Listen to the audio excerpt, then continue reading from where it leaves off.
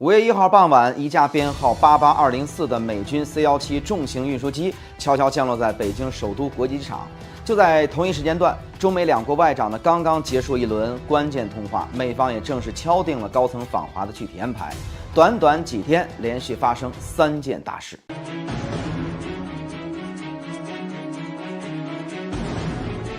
大家好，我是谢飞啊，欢迎来到今天的谢飞观察。那么在假期的时候呢，这架飞机引人关注。咱们先来说这架专程从飞来北京的这个 C-17啊，也就是我们说的环球霸王3运输机。航空追踪的数据清晰显示，这架运输机呢隶属于美国空军第437空运联队啊。从这个东京起飞之后，长假的第一天，5月1号的傍晚18点30分左右啊，稳稳地降落在了首都机场的18L 跑道。这次美军运输机呢低调来华，足以说明原定3月底因为中东战事被迫推迟的美方高层访华计划，如今已经实打实的进入到落地推进阶段了。早在3月25号，白宫新闻秘书呢就已经对外官宣，美方高层呢将于5月14号到15号来华访问，时间节点早已敲定，只待最终落地。咱们再来看一下4月30号的中美外长通话。那这次的通话的最核心的看点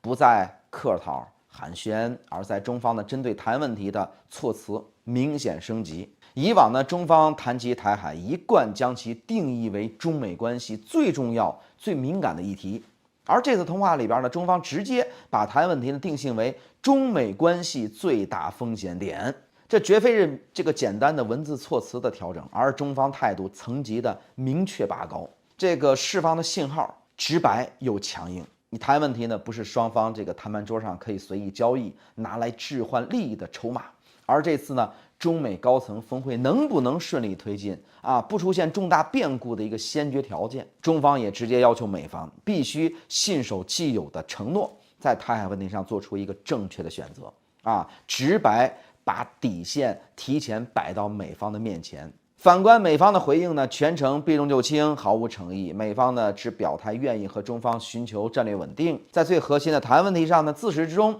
没有给出任何实质性的可落地的一个正面的承诺。不光外交战线，经贸领域的沟通也同步开启了。同一天晚上呢，中方经贸的牵头负责人何立峰和美方代表贝森特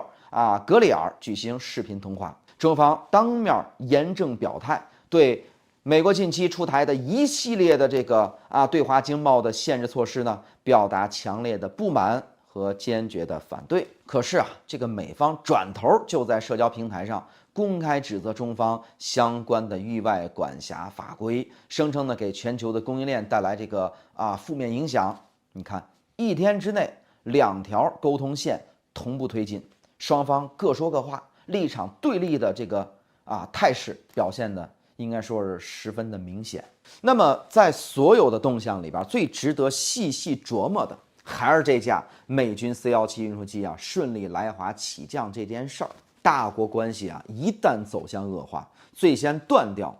最先停摆的往往就是军事层面的这个沟通协作渠道。你看军机跨境飞行降落是吧，牵扯到空域的开放、地面后勤的保障双方安保对接等等多个的这种关键的环节，任何一个步骤出岔子，那都有可能引发大国之间的这个误判，是吧？后果应该说是不堪设想。那中方全程允许美军的这个运输机完成降落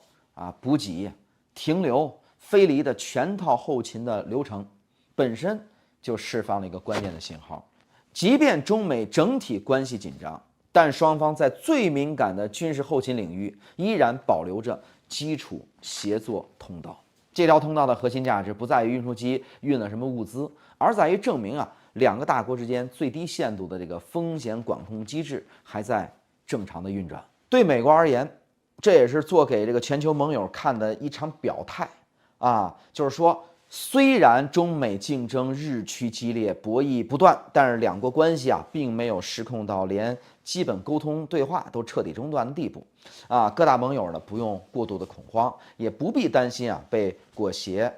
卷入到中美正面的这个冲突当中去。那么从美方近期动作来看，这次访华前的这个铺垫手法可谓是老套路。在4月下旬呢，华盛顿是密集出招啊，众议院的外交事务委员会推进这个 MACH 法案啊，全称的什么呢？就是硬件技术控制多边协调法案。除此以外呢，美财政部呢将多家中企呢列入制裁的清单。媒体又放风称，访华行程结束之后可能启动新一轮的对台军售。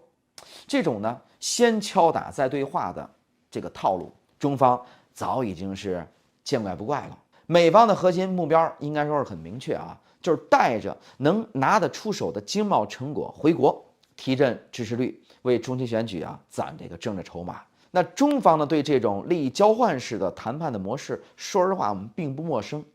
在经贸领域可以适度的释放善意。那比如说扩大这个采购的规模，重启关闭的领事馆等等。但是呢，在技术封锁、供应链安全等触及核心利益的领域，那妥协空间，我认为啊，基本就不存在了。因此呢，对此次峰会的这个成果预期，必须保持这个理性那中美之间的那些根深蒂固的结构性的矛盾呢，比如说像什么科技竞争台海分歧、供应链脱钩，绝非2、3天会谈就能解决。那么去年底呢，高达111亿美元的对台军售创下历史新高，芯片出口管制持续加码，双方呢在这个中东问题上的立场也渐行渐远。你看，这些都在表明两国关系的这个底层逻辑已经发生了根本性的转变。峰会大概率会达成一些各取所需的这个阶段性的协议，经贸领域或许能够摸索出某种折中方案，但是呢，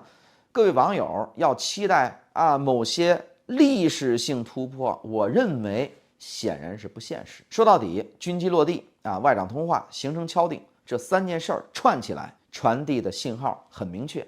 中美都需要这次会面，但各自的诉求截然不同。美方要的是能带回国内宣扬的成果，中方要的是在关键议题上划清红线避免误判。未来2周，围绕着5月14号峰会的博弈还在持续的升温。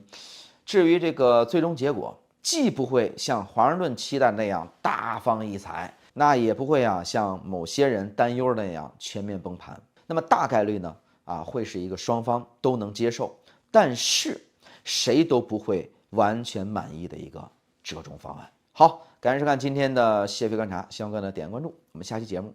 再见。